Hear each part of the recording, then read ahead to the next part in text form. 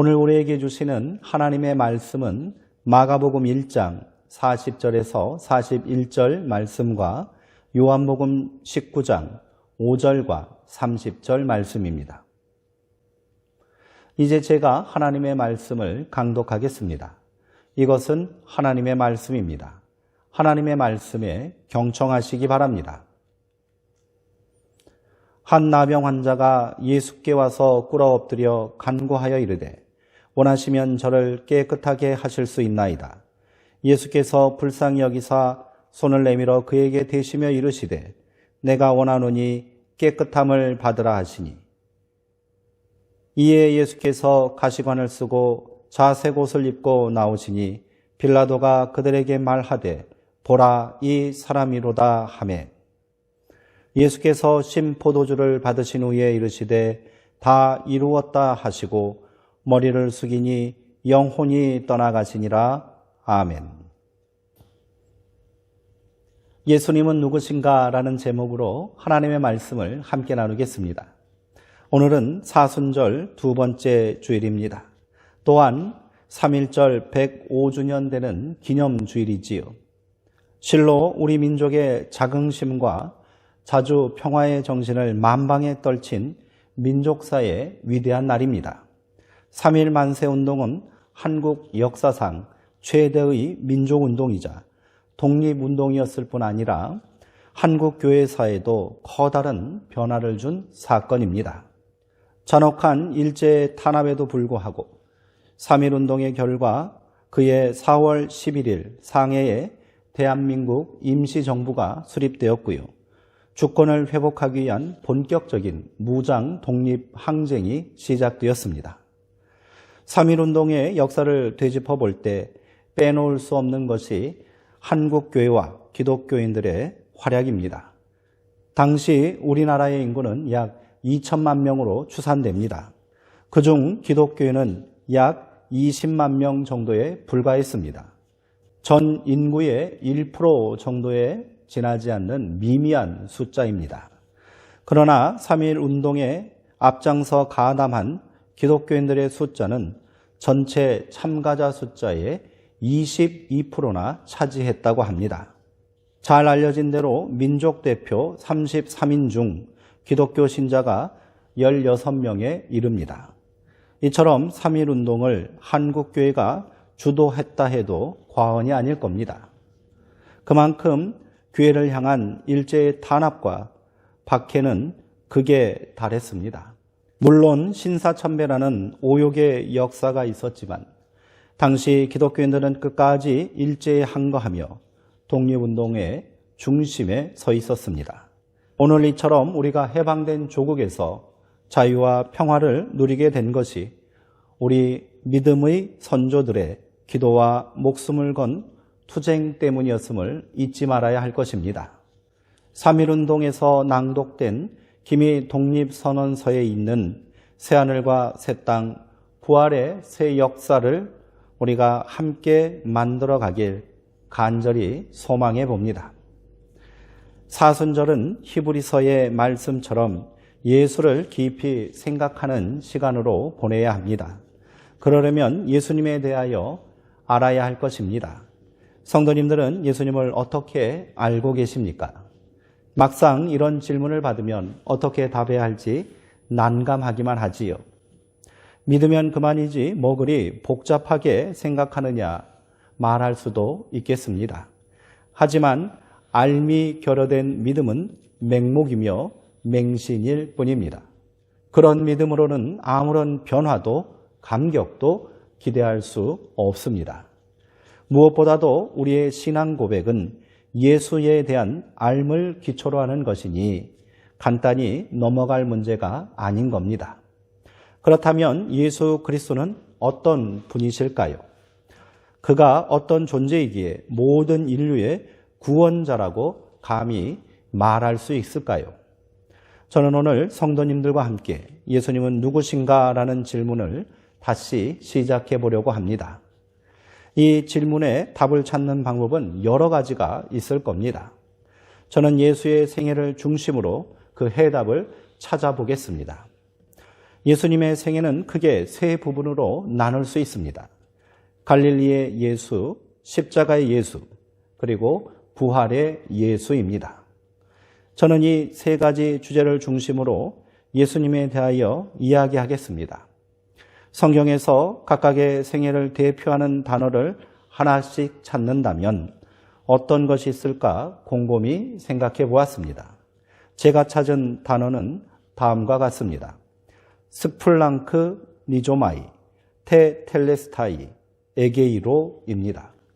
각각 우리말 성경에 불쌍히 여기다, 다 이루었다, 부활하셨다라로 번역된 말입니다. 이제 이 단어들을 하나씩 살펴보는 것으로 예수님은 누구신가에 대한 답을 함께 찾아보도록 하겠습니다. 먼저 스플랑크 니조마이라는 단어에 대하여 생각해 보겠습니다. 이 말은 복음서에 무수히 등장합니다. 우리말 성경에는 주로 불쌍히 여기다라고 번역되어 있습니다. 이 말은 심장, 내장, 창자, 자궁과 같은 몸의 가장 깊은 곳에 있는 신체 기관을 뜻하는 스플랑크논에서 파생된 동사입니다. 스플랑크 니조마이, 그것들이 고통을 느끼고 아프다는 뜻입니다. 몸속 깊은 곳에서 요동치는 고통이니 치명적이고 참을 수 없는 고통입니다. 이를 우리말로 불쌍히 여기다라고 번역했으나 단순히 감정의 표현이나 동정하는 마음 정도로 가볍게 해석해서는 안 됩니다. 이 말은 실제적인 몸의 반응입니다. 내면 깊은 것들이 녹아내리는 애절함이고요. 나를 죽여서라도 그를 살리는 생명을 품는 어미의 마음입니다. 상처 입고 고통받는 사람을 보면 마치 자기가 상처 입고 고통받은 것처럼 신음하고 아파하는 것입니다. 우리말에 애끈따라는 말이 있습니다. 국어사전에 매우 슬퍼서 창자가 끊어질 듯하다로 풀이된 단어입니다. 이 말이 딱 헬라어 스플랑크 니조마이라는 뜻입니다. 예수님은 갈릴리에서 만난 사람들을 불쌍히 여기심으로 대하셨습니다. 거칠고 소외된 땅에서 사는 변두리 인생들의 모습을 그만큼 애달파하셨기 때문입니다. 예수님이 생애 대부분을 갈릴리에서 보내신 이유이기도 합니다. 예수님은 자신을 찾아온 나병 환자를 불쌍히 여기시어 그의 몸에 손을 대어 고쳐주셨습니다. 율법대로 한다면 나병은 말 그대로 천형이라 할 수 있습니다. 절대로 접촉해서는 안 되는 자입니다. 그러나 예수님은 율법의 금기를 깨고 냄새나고 진물나는 그의 몸에 손을 대셨습니다. 불쌍히 여기셨기 때문입니다. 무덤가에 격리되어 온몸을 쇠사슬에 결박당한 채 짐승처럼 울부짖으며 자기 몸에 생채기를 내지 않으면 견딜 수 없는 군대 귀신 들린 남자가 있었습니다. 예수님은 그를 불쌍히 여기시어 돼지떼 2,000마리를 내어주고 그의 영혼을 깨끗하게 회복시켜 주셨습니다. 목자 없는 양같이 방황하는 무리들을 불쌍히 여기심으로 오병이어의 기적을 행하셨지요. 오라비의 죽음에 넋놓고 울고 있는 자매들을 불쌍히 여기시고 나사로를 다시 살려주셨습니다. 다윗의 자손 예수여 나를 불쌍히 여기소서 부르짖는 맹인 거지의 간절한 외침에 예수님은 발걸음을 멈추시고 그에게 밝은 빛과 구원의 은총을 베풀어 주셨습니다. 그렇게 우리 예수님은 외로운 이들의 친구가 되어주셨고요. 가난한 자들을 축복하셨고 병든 자들을 고쳐주셨고요. 상처 입은 영혼들을 위로해 주셨습니다. 이들 모두를 불쌍히 여기셨기 때문입니다. 불쌍히 여기는 마음은 바로 예수님의 마음입니다. 수많은 치유와 기적이 바로 이 마음에서 시작된 것입니다. 그래서 많은 사람들은 병만 고친 것이 아니라 그 영혼도 구원받을 수 있었던 것이지요. 이 마음이 바로 인간을 사랑하시는 하나님의 마음인 겁니다. 그 마음으로 평생을 사셨기에 우리 예수님은 마지막 십자가 죽음을 결단하실 수 있었던 것입니다. 자기 심장을 내어주는 마음이기에 심판받아 마땅한 죄인들도 새로운 생명과 새 창조의 소망을 품고 살 수 있는 것입니다. 그 참혹한 십자가 위에서 마지막 피 한 방울까지도 다 내어주시기까지 우리를 불쌍히 여기셨기에 배반자요 반역자인 우리가 감히 용서를 구하고 하나님의 자녀된 영광을 누릴 수 있게 된 것입니다. 하나님의 아들로 이 땅에 오신 예수님은 인류의 심판자로 오신 것이 아닙니다.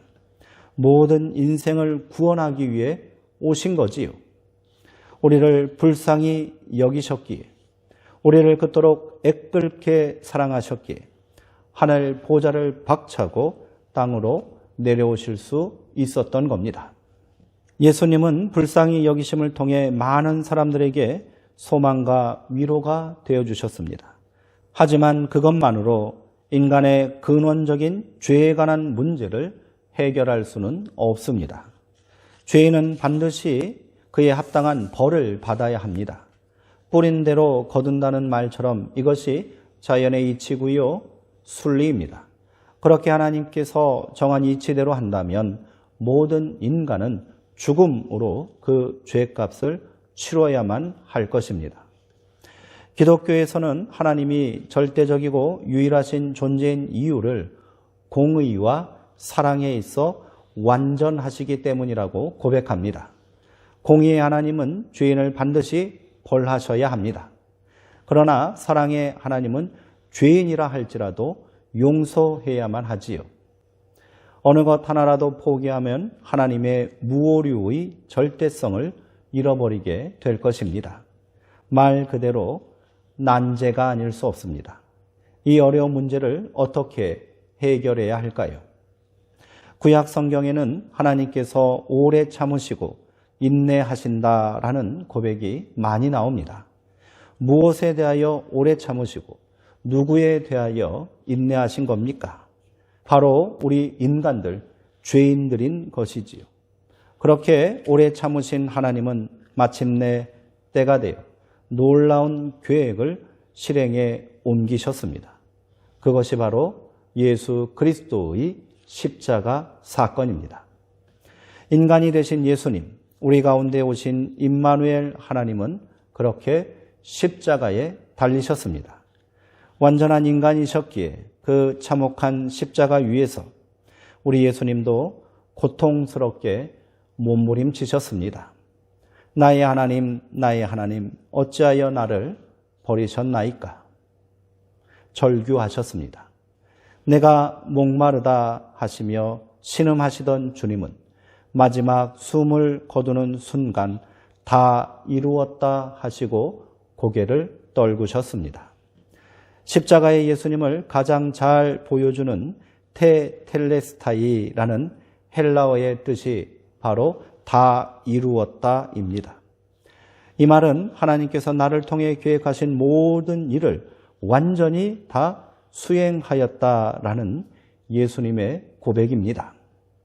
위대한 사명을 가지고 이 땅에 오신 하나님의 아들 예수님께서 숨을 거두시는 순간 하나님께 그 모든 사명이 완성되었음을 보고드리는 말씀처럼 들립니다.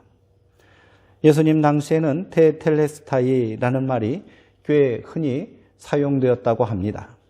화가나 조각가가 작품을 완성하고 하는 말이 테텔레스타이였고요.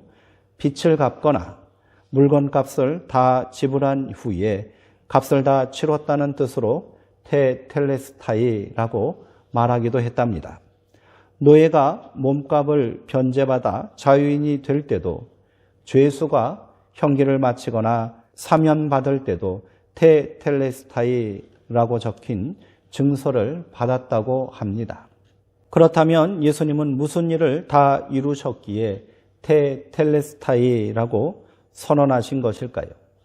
모든 인류의 죄를 대신하여 그 형벌을 다 받으셨다는 말이겠지요. 그 벌을 값으로 지불해야 한다면 자기 목숨으로 그 값을 다 지불하신 것입니다. 죄와 사망의 권세가 더 이상 인간에게 주인 행세 못하도록 그 몸값을 다 변제하셨다는 말입니다. 그렇게 십자가 위에서 우리 예수님은 하나님의 구원 계획이라는 최후의 걸작품을 완성하신 겁니다. 십자가의 예수님을 표현하는데 이보다 더 완벽한 단어가 또 있겠습니까? 한번 상상해 보십시오. 자기 목숨 하나로 모든 인류의 죄를 대신할 수 있으려면 그는 어떤 존재여야 하겠습니까? 우선 감히 이런 제안을 하나님께 하려면 그 사람은 아무 죄도 없는 말 그대로 흠없는 존재여야 합니다. 그리고 그 한 사람의 목숨값이 모든 인류의 가치를 다 합한 것보다 더 위대하고 커야만 할 것입니다. 그래야 거래가 되지 않겠습니까? 인류 역사상 그런 사람이 존재하기는 했습니까? 어떤 성인이, 사상가가, 지도자가 그 일을 감당할 수 있겠습니까? 불가능한 일입니다. 그래서 하나님은 인간이 되셔야만 했습니다. 이제 하나님은 더 이상 인간에게 죄를 묻지 않으십니다. 하나님의 공의가 완벽하게 충족되었기 때문입니다. 이 일은 오직 하나님의 아들, 인간이 되신 예수 그리스도만이 하실 수 있는 거지요. 그렇게 십자가는 하나님의 공의를 충족시킨 사건임과 동시에 하나님의 사랑을 완벽하게 성취한 증거가 되었습니다. 하나님께서 계획하신 일이고 예수님께서 완수하신 일이니 인간이 이를 어찌 이해할 수 있겠습니까? 그래서 바울은 그 십자가가 하나님의 능력이요 지혜이니 나는 그저 이 복음을 미련스럽게 믿고 전할 뿐입니다 라고 고백했던 겁니다. 그리고 히브리서 기자는 스플랑크 니조마이, 테텔레스타이로 대표되는 예수님의 생애를 이렇게 고백했습니다. 자녀들은 혈과 육에 속하였음에 그도 또한 같은 모양으로 혈과 육을 함께 지니심은 죽음을 통하여 죽음의 세력을 잡은 자, 곧 마귀를 멸하시며 또 죽기를 두려워함으로 한평생 매여 종노릇하는 모든 자들을 놓아주려 하심이니. 아멘. 그가 시험을 받아 고난을 당하셨은즉 시험 받는 자들을 능히 도우실 수 있느니라. 아멘. 우리가 예수 그리스도를 믿는 믿음을 가지고 세상을 살아가야 할 이유는 분명합니다. 오직 예수님만이 나의 모든 고난과 절망에서 우리를 도우시고 구원하실 수 있기 때문입니다. 믿음의 주요 또 온전케 하시는 예수님을 바라보십시오. 거기에 소망이 있고 참된 만족이 있습니다. 이제 예수님의 생애를 대표하는 세 가지 단어 중 에게이로라는 말이 남아 있습니다. 부활을 의미하는 단어입니다. 이 말은 부활절 기간 중 우리가 더 깊이 묵상하고 자세히 그 의미를 새겨보도록 하겠습니다. 스페인의 사라고사라는 작은 시골 마을에 오래된 성당이 하나 있습니다. 거기에는 19세기 화가인 엘르아스 가르사이 마르테네스가 그린 에케 호모라는 유명한 벽화가 있답니다. 세월이 흘러 벽화가 손상되자 이를 안타깝게 여긴 80세의 할머니가 그림을 복원하겠다고 나섰는데 사람들은 할머니가 덧칠한 그림을 보고 에케 호모가 아니라 에케 모노라고 비웃었습니다. 에케 호모는 이 사람을 보라라는 뜻으로 요한복음에서 빌라도가 예수님을 신문하면서 사람들에게 한 말입니다. 사람들은 할머니가 망친 그림이 마치 원숭이처럼 보인다고 조롱하며 원숭이를 보라라는 뜻으로 에케 모노라 한 것입니다. 어쩌면 예수님은 누구신가라는 질문이 성스러운 벽화를 훼손한 할머니의 경솔한 행동이 되지 않을까 염려됩니다. 아무쪼록 오늘 나눈 말씀이 솜씨 좋은 화가의 섬세한 분놀림이 되기를 바라는 마음입니다. 에케 호모, 이 사람을 보라. 빌라도가 예수님을 조롱하고 유대인들을 경멸하는 말이었습니다. 그러나 그가 의도하지 않았을지라도 빌라도는 놀라운 진리를 고백한 것입니다. 이 사람을 통해서만 하나님의 은혜와 사랑을 볼 수 있고 이 사람만을 보아야만 구원을 받을 수 있다라고 선포한 셈이지요. 십자가를 지신 예수님을 보아야 인생의 참된 길을 찾을 수 있습니다. 앞서 말씀드린 에케 호모라는 제목의 작품은 할머니가 망친 그림 말고도 상당히 많이 있습니다. 대표적인 작품이 도미니코 페티의 것입니다. 이 그림이 유명한 이유는 그림 밑에 새겨진 글귀 때문입니다. 그 내용은 이러합니다. 에고 프로테 헤크 파시스 숨 투 베로퀴드 페키스트 프로메. 나는 너를 위해 목숨을 버렸건만 너는 나를 위해 무엇을 해왔느냐 라는 뜻입니다. 이 그림을 보고 감동을 받은 사람이 있었습니다. 프란세스 리들리 하버갈이라는 영국 태생의 젊은이입니다. 그녀는 독일에 잠시 머무는 동안 우연히 도미니코 페티의 에케 호모를 보고는 깊은 영감을 받게 되었습니다. 그림도 그림이지만 그림 아래 쓰인 글귀가 그녀의 폐부를 찔렀기 때문입니다. 그녀는 그 글귀 뒤에 자기의 고백을 더해 감동적인 시를 써보겠다고 마음을 먹었습니다. 그렇게 완성된 시가 바로 찬송가 311장 내 너를 위하여의 노랫말이 된 것입니다. 이후 하버갈은 찬송 작사가의 길을 걷게 되었고요. 불과 43세의 짧은 생을 살았지만 수백 편의 찬송시를 작시하였습니다. 우리가 부르는 이 새 찬송가에도 하버갈 여사의 시가 7편이나 실려 있다고 합니다.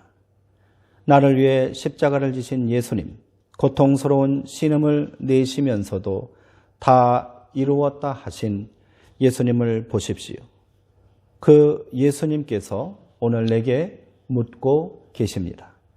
나는 너를 위하여 목숨을 내어주고 피를 흘렸건만 너는 나를 위해 무엇을 주었느냐.